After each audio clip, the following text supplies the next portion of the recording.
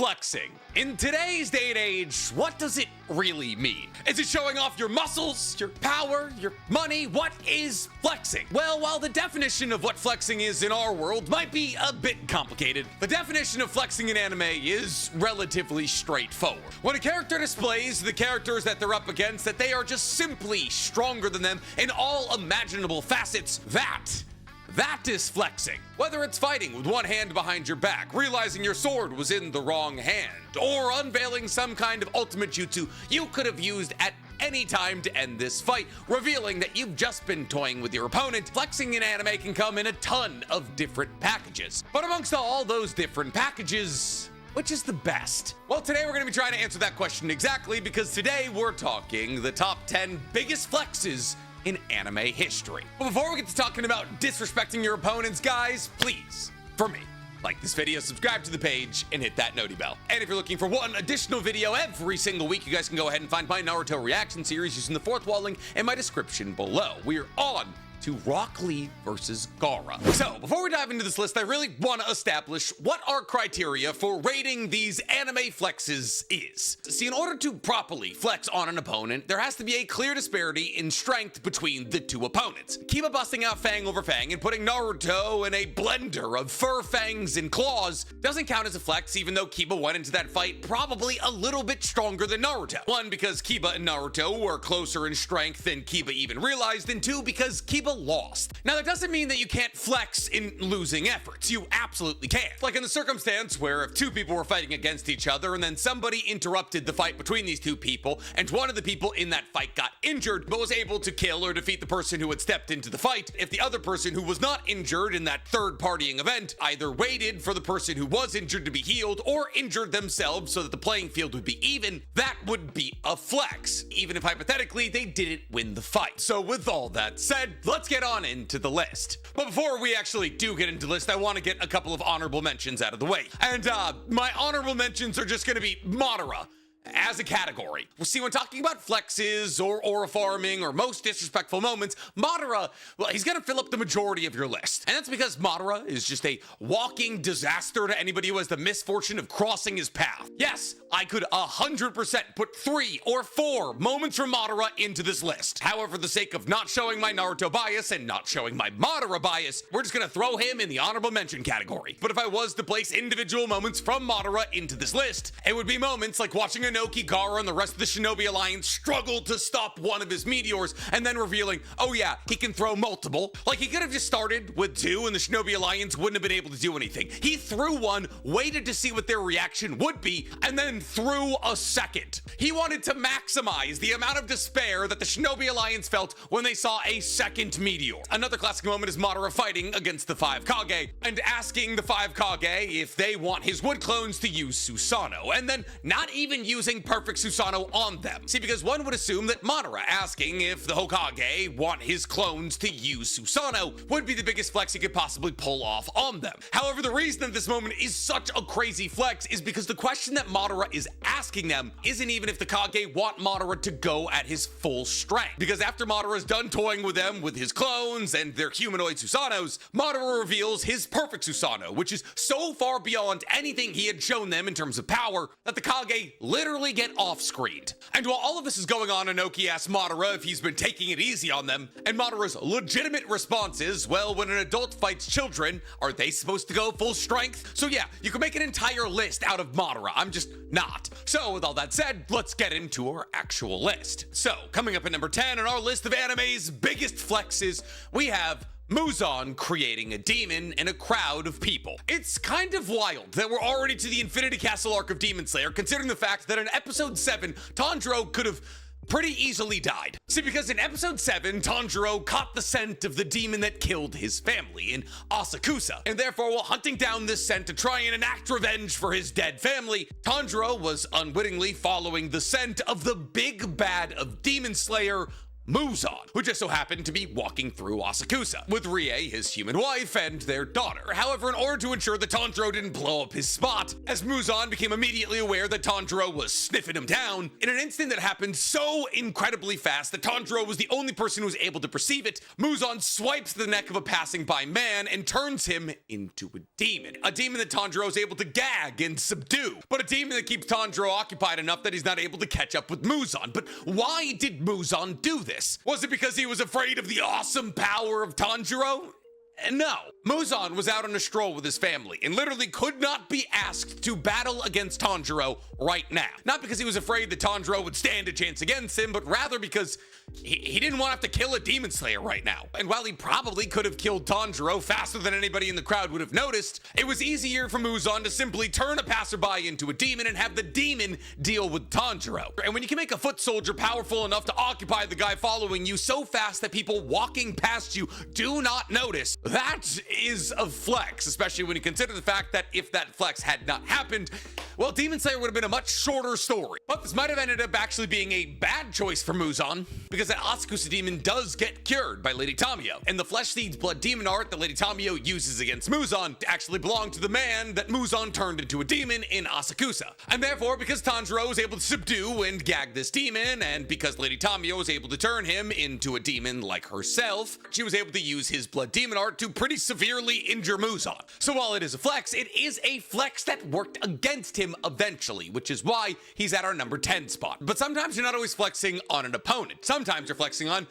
well, multiple opponents, which is exactly what happened in our number 9 spot, because coming up at number 9 on our list of anime's greatest flexes, we have Vegeta destroying the punching machine. See, in episode 209 of Dragon Ball Z, the Z Fighters, which at this moment includes fighters like Teen Gohan, Piccolo, Android 18, Vegeta, a dead Goku, are all prepping for the 25th World Martial Arts Tournament, a tournament in which they're really only going to be the relevant fighters. And in order to not freak out all of the other very human competitors that have come from all around the world to fight in this tournament, the Z Fighters all decide to punch this punching machine that's gauging how strong each and every single one of the fighters is, with just a fraction of their strength. And therefore, future contestants like Piccolo and Android 18 and Goku and Krillin all punch this punching machine very, very lightly, getting scores with 3-inch punches or lightly thrown backhands that fall somewhere in the region of 200. When some of the strongest humans on Earth were proud to boast scores somewhere in the region of 80 to 90. However, Vegeta, who's known for having a bit of an ego, decides he's not going to damper his shine for anyone. And therefore, instead of throwing a light punch to make sure that all the fighters around him weren't too scared of his power, Vegeta, while not even throwing a full-powered punch, decided to throw a much harder punch than any of the other Z Fighters, which was enough to blast the punching machine hundreds of meters backwards into a wall. Now, it's important to note here that this was just base form Vegeta, standing on the ground. Not flying, not Super Saiyan, not Super Saiyan 2, not Super Saiyan God, not Majin Vegeta, just a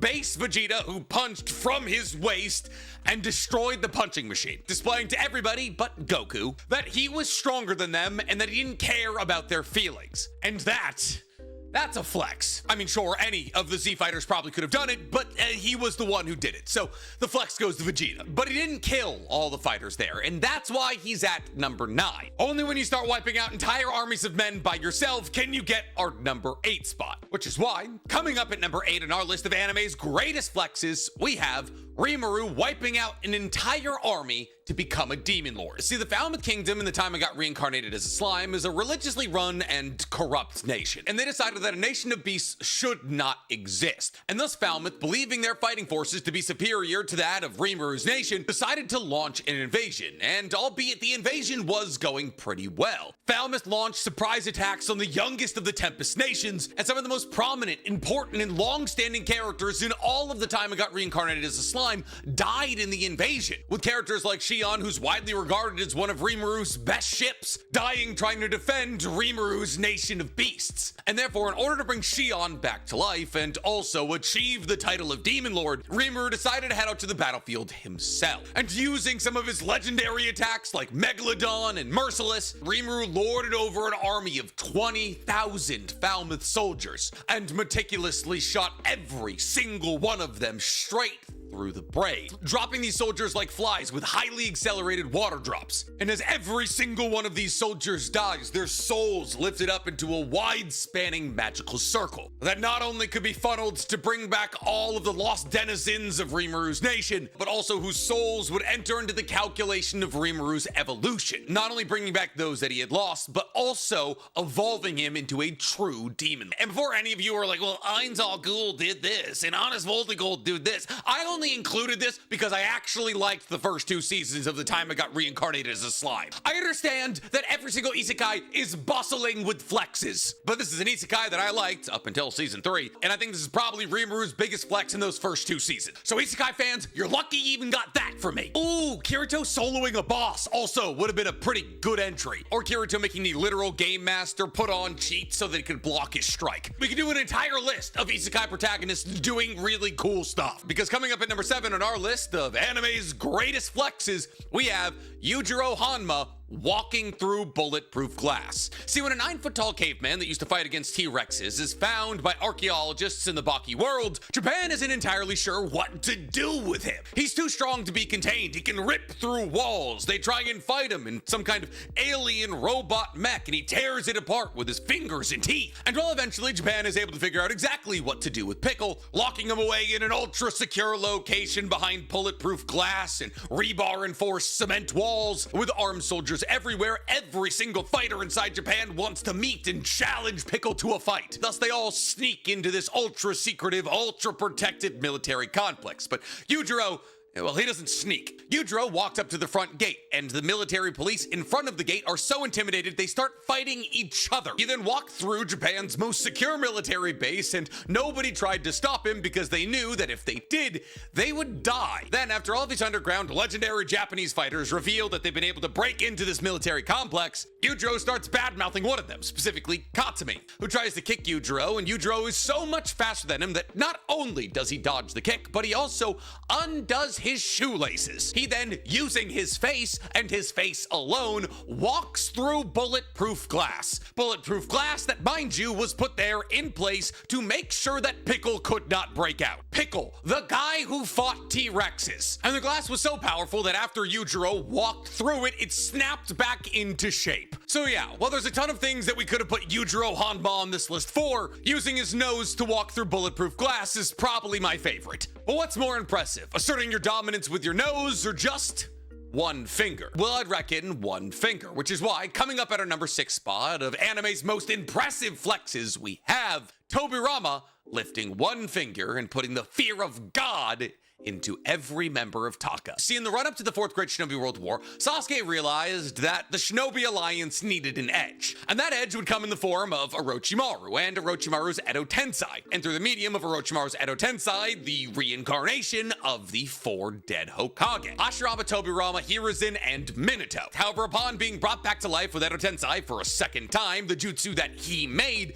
Tobirama, well, wasn't exactly super happy, which is why when Tobirama heard Sasuke's plan of taking over Konoha one day, Tobirama decided to make it known just how powerful he was. And thus, while standing in a room alongside his brother, who was more powerful than him, Tobirama decided to, with his arms crossed, to raise simply one finger. And in that moment, he started pumping out his aura. An aura so incredibly powerful that every single person outside of the reincarnated Hokage in that room started to feel real fear. That's Jugo, Suigetsu, Karin, EMS Sasuke, and more importantly than anybody else, Orochimaru. Yeah, Tobirama was able to put fear into the person who summoned him by doing nothing more than basically just existing. In this moment, Tobirama was displaying to everybody in that room that if he, and probably he alone, wanted it so that they were no longer in control of him, that could be sorted out. I mean, after all, Tobirama cut his teeth fighting against some of the strongest Uchiha on Earth. What's a snake and a newly awakened EMS user gonna do to him? Now, fortunately for Jugo, Suigetsu, Karin, Orochimaru, and Sasuke, Hashirama was able to control his brother's temper. And therefore, the disparity in strength between the Hokage of that moment and everybody who had summoned them did not need to be placed on full display. But when the lifting of just one finger is enough to show an entire room of people that you're in a different league, yeah, I'd call that a flex. But what about killing one of the strongest people in your universe to try and figure out just how strong you actually are? Well, that's exactly what happened at our number 5 spot, because coming up at number 5 on our list of anime's biggest flexes, we have Pitou killing Kite. See, what a lot of people forget about Pitou and Kite's, well, I guess you could call it battle, is that Pitou had just been born when they decided that they wanted to test how strong they were. And therefore Pitou popped out on top of the ant colony that they were born inside of and began to use their long, tendrily end. Their end that allowed for them to sense in multiple kilometers in all directions depending wherever the tendrils were leading. And that end, unfortunately for Kite, found Kite, Gon, and Killua. And thus Pitou, in a bid to figure out exactly how powerful they were, decided to tense their thighs and jump a couple of kilometers to push the fight against this strong being they had found. And while who's to say how this fight would have gone if Kite didn't have to cover for Gon and Killua, Pitou was able to get to Gon, Killua, and Kite's location so fast that Kite had to lose an arm to save the two children. And while this fight does happen off screen, we know it ends with Pitou with nary a scratch on their body and Kite's head in their lap. And it's in this moment that we get one of the coldest line deliveries in all of anime as Pitou says, "Huh, I guess I'm pretty strong." And pretty strong is an understatement. Kite was widely regarded as a master at Nen, one of the strongest hunters on Earth, and Pitou used him as a watermark. A baby taking its first steps. However, its first steps were eradicating one of the most impressive hunters on Earth. Before Pitou had a name, knew their abilities, or even understood what their mission on this Earth was, they had killed Kite so completely that they decided that they needed a rematch. And thus Pitou took Kite's body back to the anthill and stitched him back together in hopes that the two of them could keep playing. And when the first thing that you do is eliminate somebody with the potential to be a 3-star hunter one day, yeah, I'm gonna go ahead and file that one under the category of a flex. But what's better, doling out death or dodging it? Well, I guess that depends on the circumstance, but in this circumstance, I'd say dodging it. Because coming up at number 4 on our list of anime's biggest flexes, we have Zoro's nothing happened. See, long before we understood that Kuma was one of the greatest characters in all of One Piece, Kuma was one of the 7 warlords of the sea, an asset of the government and a sworn enemy of the Straw Hats, and an enemy that became a rather large problem around the time that part 1, or pre-time skip, of One Piece was wrapping up. See, because whether it was Thriller Bark or Sabaody Archipelago, Kuma kept popping up, and every single time Kuma popped up, well, things went south for the Straw Hats. Like in Thriller Bark, where after Luffy takes on his Nightmare Luffy form and cuts down oars and then battles against Nightmare Moria, eventually gaining victory after Moria's no longer able to hold on to the 1,000 souls he swallowed, Luffy knocks out unconscious. However, after Luffy knocks out unconscious and the Straw Hats believe the day is won, Kuma pops up and dispatches all of the Straw Hats one by one. But just as Kuma is about to scoop up the unconscious Luffy, Zoro flies in with a slash that cuts open Kuma. He then begs Kuma to take his life over Luffy's. And Kuma, who we now know to be an incredible character, takes this message to heart and says, well, instead of his life, how about you take his pain? And thus Kuma, using his Paw fruit, pops all of the pain out of Luffy's body. Something that we learned in his backstory that he used to do for his entire island every single Sunday. However, rather than lunging his own hands into this paw-shaped pain, Zoro is the one to take Luffy's pain, even though Kuma tells him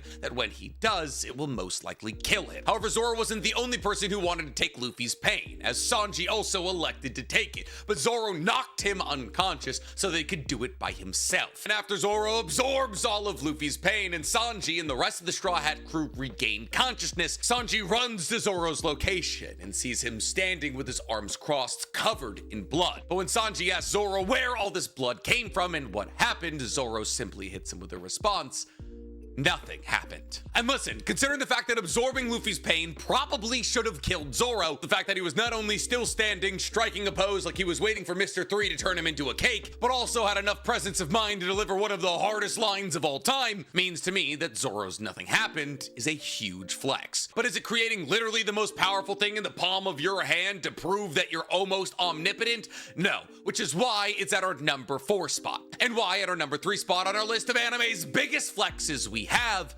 father creating a son. And listen, I know what some of you are saying right now, father creating a son, I try and do that every week with my wife. But no, you degenerates. I'm talking about father from FMAB creating a son, like the hot kind of the fireball helium sun, the one that's outside in the universe that you get it. See, Father, after absorbing what he believed truth was, which is everything beyond truth's gate, achieved a level of power that allowed for him to basically do whatever he wants. Alchemically, he was all-powerful, something that he had almost achieved alongside Xerxes thousands of years ago when they sacrificed hundreds of thousands of souls. And in order to display that Father had transcended to a new level of alchemical power that Alphonse and Elric and the rest of the alchemists would never be able to accomplish, like a Sorcerer's Stone level of alchemical power that allowed for alchemy to be used without things like equivalent exchange being worried about, Father displayed this power by creating a miniature sun inside of his hand. See, after absorbing millions of souls, not only did Father no longer have to worry about things like equivalent exchange, but his alchemy had reached a point where he could create things like nuclear fusion, a godlike form where if he wanted to, he could create a sun that burnt away the entire world and acted as the new center of the universe like that. See, because not only is it insane that he was able to generate a grapefruit-sized sun, but he was able to hold it in the palm of his hands. He was able to keep it close to his face. The immense power of the sun did not affect Father, and was the perfect way for him to display to all of the alchemists that came to take his powers away that they were in different leagues. So yeah, flexing on the two children of the guy that you split a couple hundred thousands of souls with a couple thousand years ago by showing them that you're able to literally create a nuclear fission reaction by creating a miniature sun in your hands is one of the greatest anime flexes we've ever seen. But he does get all the souls punched out of him pretty much immediately after that moment. And while, yes, we established earlier that you can flex in a losing effort, your defeat coming by way of right cross when you are literally God in your own universe, well, is kind of embarrassing. But since we're talking about flexing and losing efforts, we might as well get to our number 2 spot, because at number 2 on our list of anime's greatest flexes, we have Rock Lee dropping his weights. Now, I actually just got to this part in my Naruto reaction series, which you can find on my 4th wall, and my god, I forgot how hype it was. See, not only is this the first real battle we see from Gaara, I mean, yeah, he juices that umbrella guy in the Forest of Death, but he was probably a future Akatsuki member anyway, so Gaara was probably doing us all a favor. It's not until we see Rock Lee versus Gaara that we truly begin to conceptualize just how powerful Gaara is. He's able to teleport using his sand, make third eyes, he's able to block without even trying, and more than anything, he's able to coat his body in sand that's almost impenetrable. And even though it's been established time and time again that Rock Lee is ridiculously quick, the beginning of this match opens with Rock Lee struggling to get past Gaara's defenses. But after Rock Lee struggles to get past Gaara's defenses, my guy tells him that he can take them all. But what could he possibly be referring to? Oh, I don't know, maybe 4 to 10,000 pound weights on each leg? Yeah, people have done the math. I've even tried it myself. And using how tall we know Rock Lee is in comparison to the dust plumes that are fired up after the dropping of his weights, we're able to calculate that if you wanted to lowball Rock Lee, his leg weights weigh 4,000 pounds each. And if you wanted to highball him, they weigh 10,000 pounds. Now, putting those on and walking around is impressive as is. What's more impressive is that Rock Lee entered into a fight against the one guy everybody in the Chunin exams agreed on not wanting to fight, with anywhere between 8 and 20,000 pounds strapped to his body. He went into a fight against the guy who broke the record for fastest completion of the Forest of Death with 4 to 10 cars strapped to him. And after he dropped these thousands of pounds off his legs, his speed was improved to such a degree that he was able to become the first person to ever touch Gaara. And the first time that Gaara was ever touched was a kick so hard it forced him to dab. And what's wild, kind of like Madara asking the Kage if they wanted his clones to use Susanoo or not, Rock Lee dropping his weights wasn't even the only thing Rock Lee was doing to hold himself back in this match. Because on top of strapping anywhere between 8 and 20,000 pounds to his body before fighting against the strongest person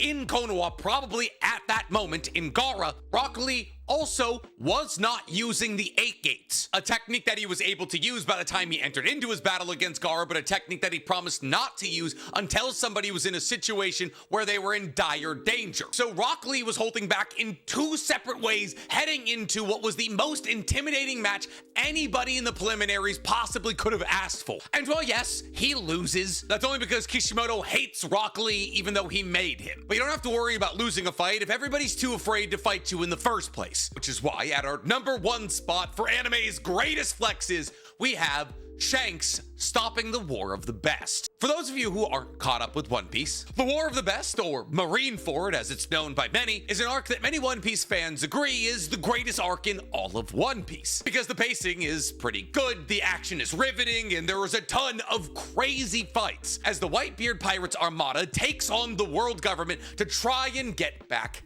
Ace. And while this arc is incredible, and at the current moment features pretty much all of the strongest characters in all of One Piece, with only characters like Big Mom Kaido, the Five Elders, and the Holy Knights excluded, this battle features the Whitebeard Pirates, all their captains, the 7 warlords of the sea, the 3 admirals, the Fleet Admiral and Sengoku, Vice Admiral Garp, Luffy, Buggy, Kind of, and so many more important One Piece characters. And while it seems as though this battle between the government and the Whitebeard Pirates won't come to an end until one side is completely gone, in actuality, this War of the Best comes to a conclusion when Shanks pulls up. Because, well, yes, you could say Ace's death is what ends the War of the Best, as Admiral Akainu is able to kill Ace with a magma punch. However, even after Ace's death, both sides continue to war on. That is until Shanks and his red hair pirates pull up after fighting against Kaido, mind you, and tell everybody at the War of the Best that if the battle does not end next, they'll have to fight Shanks. And just like that, in that moment, the warlords back down, the admirals back down, what remains of the Whitebeard Pirates back down, as everyone there acknowledges that making an enemy out of Shanks is like slitting your own throat. And the Shanks sails into an event known as the War of the Best and shows that none of these people who called themselves the best stand a chance against him. And if stopping an entire war just with your sheer presence and the threat that anybody who keeps fighting would have to fight against you isn't a flex, well then I don't know what is. But I'm curious to hear from you guys. What do you think are the greatest anime flexes out there? Let me know in the comments below. And while you're down there, please, for me, like this video, subscribe to the page, and hit that noti bell. I mean, Kirito literally gets a girlfriend like 7 episodes into his story. That's probably his biggest flex.